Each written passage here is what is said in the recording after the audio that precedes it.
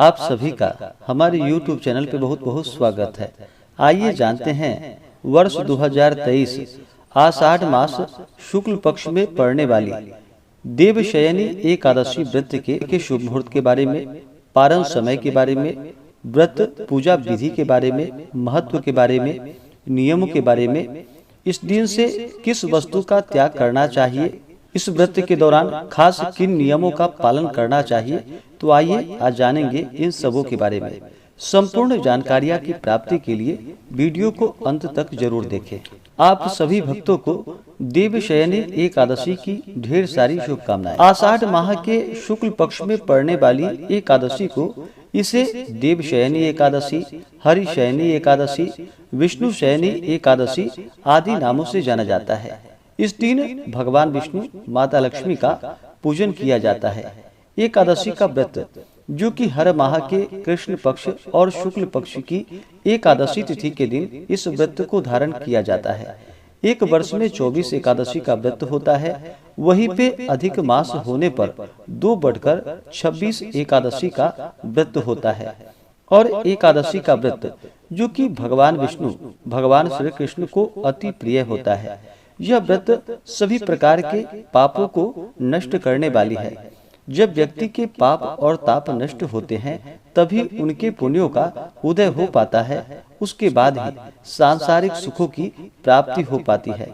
जो भी सच्ची श्रद्धा के साथ, नियम और निष्ठा के साथ देवशयनी एकादशी का व्रत करते हैं, इस दिन भगवान विष्णु, माता लक्ष्मी का पूजन करते हैं, भगवान श्री कृष्ण का पूजन करते हैं, उनके सभी प्रकार के पाप और ताप नष्ट होते हैं तथा सुख समृद्धि की प्राप्ति होती है और अंत समय में मोक्ष की प्राप्ति होती है। देवशयनी एकादशी, इस दिन भगवान विष्णु, माता लक्ष्मी का पूजन किया जाता है। और इसी दिन से जो कि चातुर्य मास की शुरुआत भी होती है, जो कि 4 महीनों के लिए भगवान विष्णु इस दिन से पाताल लोक में निवास करते हैं और फिर कार्तिक मास की शुक्ल पक्ष की एकादशी को प्रस्थान करते हैं।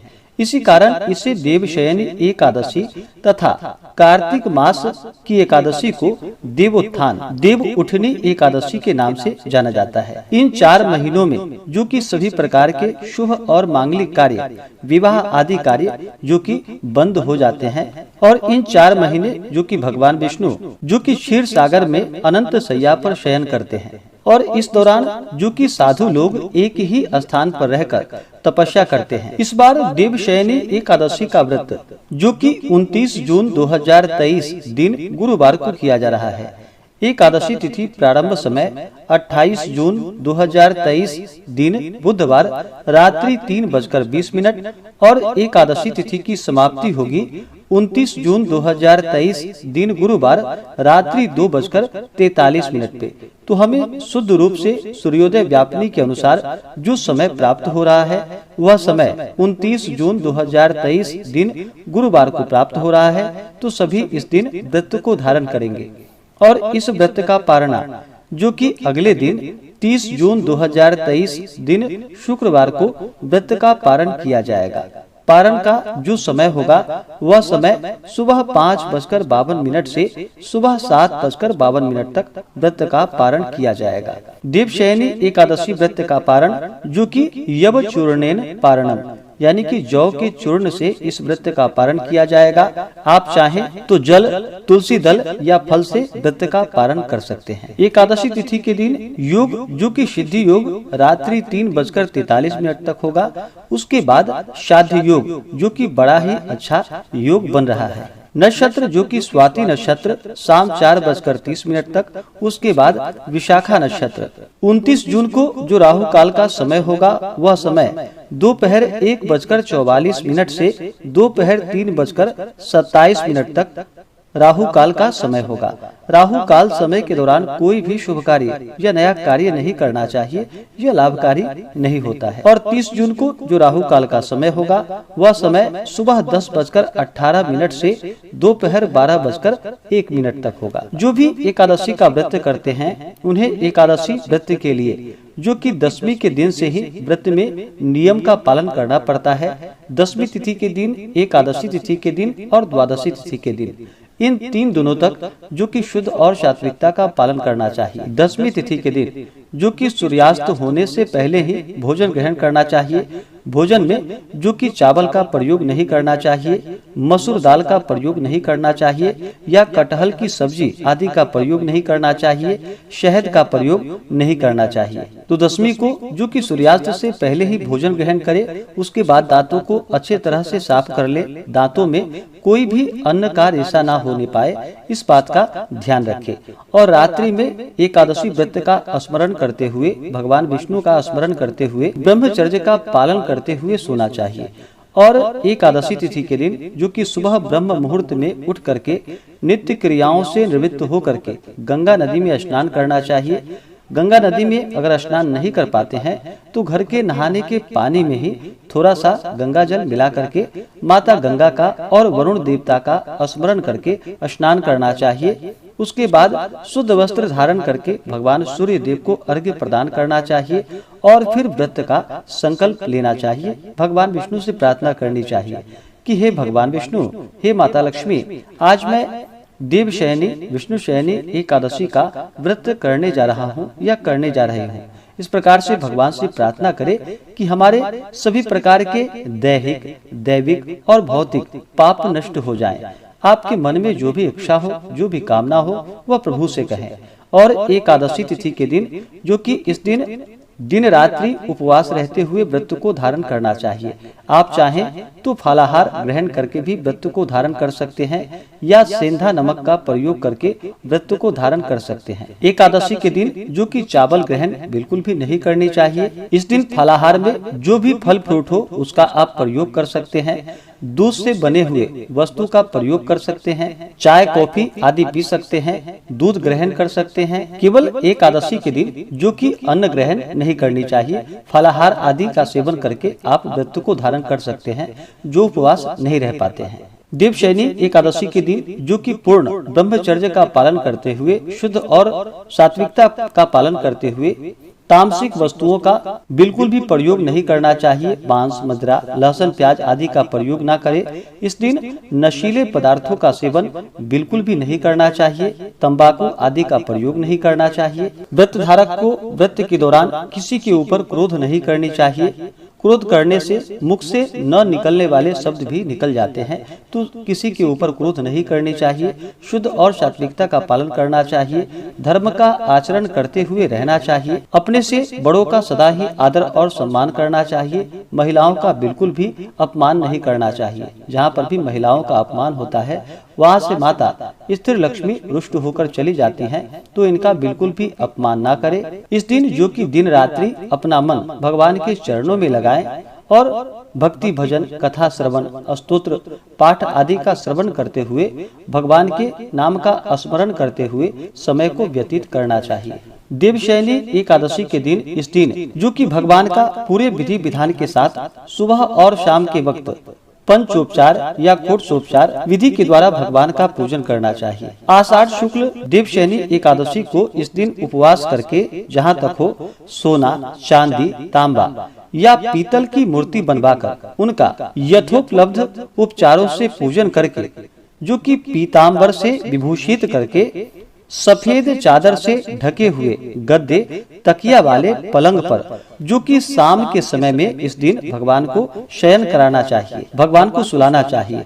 उस अवसर के जो कि 4 महीनों के लिए अपनी रुचि अथवा अभिष्ट सिद्धि के अनुसार नित्य व्यवहार के पदार्थों का त्याग और ग्रहण करे, जैसे कि मधुर स्वर के लिए गुड़ का, दीर्घायु अथवा पुत्र पौत्रादि की प्राप्ति के लिए तेल का, शत्रुनाश के लिए कड़वे तेल का, सौभाग्य के लिए मीठे तेल का और स्वर्ग प्राप्ति के लिए पुष्पादि भोगों का त्याग करना चाहिए। देह शुद्धि या सुंदरता के लिए परिमित प्रमाण के पंचगव्य का, वंश वृद्धि के लिए नियमित दूध का, कुरुक्षेत्रादि समान फल मिलने के लिए पात्र में भोजन करने के बदले पत्र का और सर्व पाप क्षय पूर्वक सकल पुण्य फल प्राप्त होने के लिए नक्त व्रत, अयाचित भोजन या सर्वथा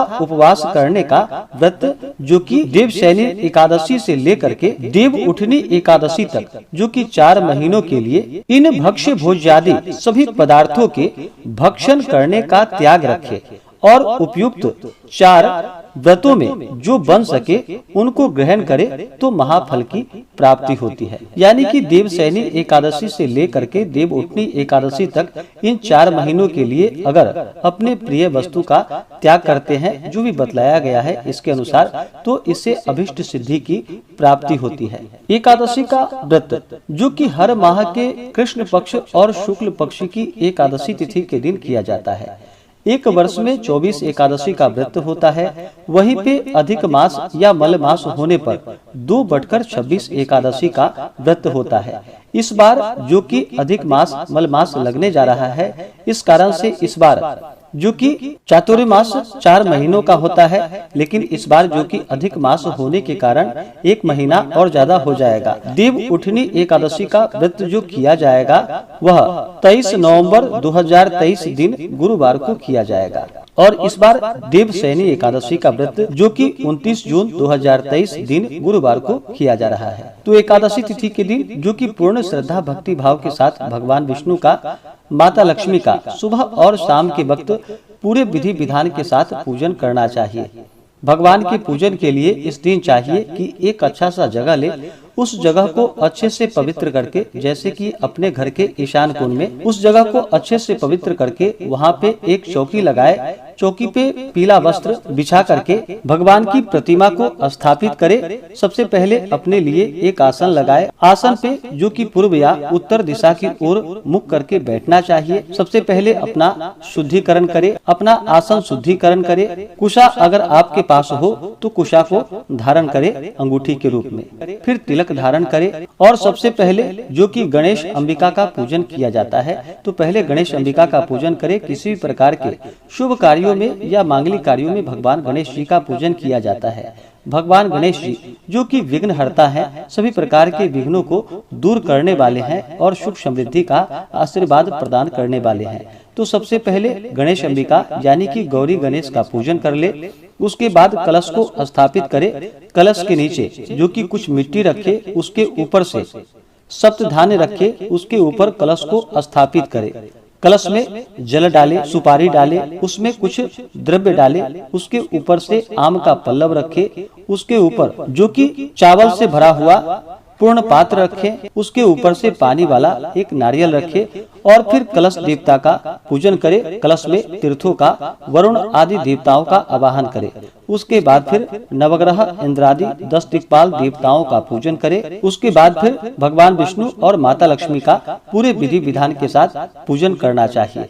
भगवान विष्णु का इस दिन जो कि जल से अभिषेक करे, पंचामृत से अभिषेक करे, शुद्ध गंगा जल से अभिषेक करे, भगवान को पीला वस्त्र चढ़ाए, यज्ञोपवीत चढ़ाए। उसके बाद काले तिल भगवान को अर्पित करे। भगवान विष्णु को ध्यान रखे कि भगवान विष्णु को अक्षत नहीं चढ़ाया जाता है, अक्षत के जगह भगवान को तिल अर्पित की जाती है। तो भगवान विष्णु को अक्षत बिल्कुल भी नहीं चढ़ानी चाहिए। काले तिल चढ़ाए और तुलसी पत्र भगवान विष्णु जी को अर्पित करे। भगवान विष्णु को जो कि तुलसी अति प्रिय होता है, जब भी भगवान विष्णु का पूजन करते हैं या भगवान को भोग लगाते हैं, उस समय अवश्य ही तुलसी दल अर्पित करनी चाहिए। इसके बाद फिर धूप और दीप दिखाएं, अनेक प्रकार का नैवेद्य अपने श्रद्धा भक्ति भाव के साथ भगवान विष्णु को अर्पित करे। विशेष करके जो भी अभी गर्मी के मौसम में ऋतुफल आदि हो, भगवान को अर्पित करे। दूध से बने हुए वस्तु का भगवान को भोग लगाए और जब भी भोग लगाते हैं तो तुलसी दल डाल करके ही भगवान को भोग लगाना चाहिए। या आप जो भी फलाहार ग्रहण करते हैं तो पहले उसे भगवान को भोग लगा दे, उसके बाद उसे प्रसाद के रूप में ग्रहण करनी चाहिए।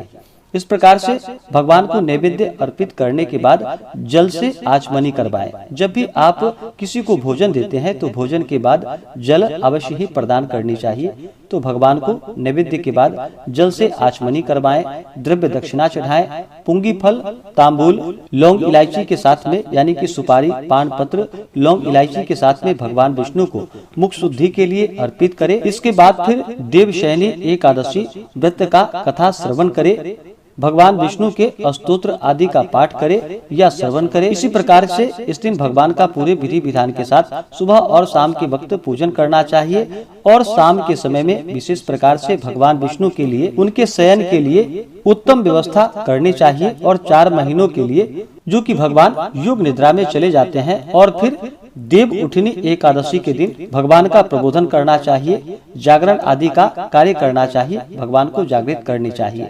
इससे अनंत गुना पुण्य फलों की प्राप्ति होती है। इस प्रकार से एकादशी व्रत के दिन भगवान का पूरे विधि विधान के साथ पूजन करना चाहिए और द्वादशी तिथि के दिन जो कि सुबह अपने नित्य क्रियाओं से निवृत्त होकर के स्नान करके शुद्ध वस्त्र धारण करे, उसके बाद भगवान का पूजन और आरती कर ले। उसके बाद ब्राह्मणों को भोजन करवाएं, ब्राह्मणों को दान और दक्षिणा दे।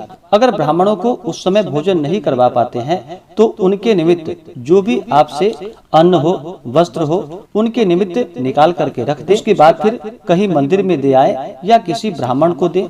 इस प्रकार से ब्राह्मण भोजन करवाएं। ब्राह्मणों को दान और दक्षिणा अपने सामर्थ्य के अनुसार अवश्य ही प्रदान करनी चाहिए। बिना ब्राह्मण भोजन और बिना दान दक्षिणा दिए हुए व्रत का पुण्य फल प्राप्त नहीं हो पाता है। तो ब्राह्मणों को भोजन करवाएं, ब्राह्मणों को दान और दक्षिणा दे। उस दिन जहाँ तक हो सके द्वादशी तिथि के दिन जल से भरा हुआ घड़ा आदि का दान करे। अभी गर्मी का मौसम है तो इस दौरान जो कि छत्र, उपाहन यानी कि जूते आदि का दान करना चाहिए। अन्न, वस्त्र, गौ जो भी आपसे बन सके, जो भी सामर्थ्य हो उसके अनुसार अवश्य ही दान करना चाहिए। इसके बाद समय के अनुसार व्रत का पालन करना चाहिए। इस प्रकार से जो भी व्रत को धारण करते हैं उनके सभी प्रकार के पापों का नाश होता है। देवशयनी एकादशी का व्रत धारण करने से जो कि सभी प्रकार के पापों का नाश होता है और मनोवांछित फलों की प्राप्ति होती है और अंत समय में जो कि मोक्ष की प्राप्ति होती है। व्रत के दौरान जो भी माताएं बहनें अगर मासिक धर्म में होती हैं तो उन्हें व्रत तो धारण अवश्य ही करना चाहिए। व्रत में नियमों का पालन भी करना चाहिए। केवल आप भगवान का मूर्ति स्पर्श ना करें या पूजन आदि की सामग्री को स्पर्श ना करें। आप भगवान का जो कि मानसिक पूजन कर सकते हैं। व्रत के दौरान जो कि अपने मन को नियंत्रित करनी चाहिए, मन को भटकने नहीं देना चाहिए। व्रत के दौरान जहाँ तक हो सके मौन धारण करना चाहिए, कम बोलनी चाहिए, ज्यादा बात किसी से नहीं करनी चाहिए। चोर, पाखंडी, धूर्त आदि व्यक्तियों से जो कि दूरी बना करके रखनी चाहिए। इस प्रकार से जो भी सच्ची श्रद्धा के साथ देवशयनी एकादशी का व्रत करते हैं, भगवान का पूजन करते हैं, कथा श्रवण करते हैं, व्रत में नियमों का पालन करते हैं तो भगवान विष्णु अपना अवश्य ही कृपा प्रदान करते हैं। तो आशा करता हूँ कि यह जानकारी आपको अच्छा लगा हो। ऐसे ही ज्ञानवर्धक जानकारियाँ प्राप्त करने के लिए हमारे इस चैनल पे अगर आप नए हैं तो चैनल को लाल बटन दबा करके सब्सक्राइब करें, साथ में बेल आइकन घंटी को दबाएं ताकि मेरे वीडियो का नोटिफिकेशन आपको समय से मिलता रहे।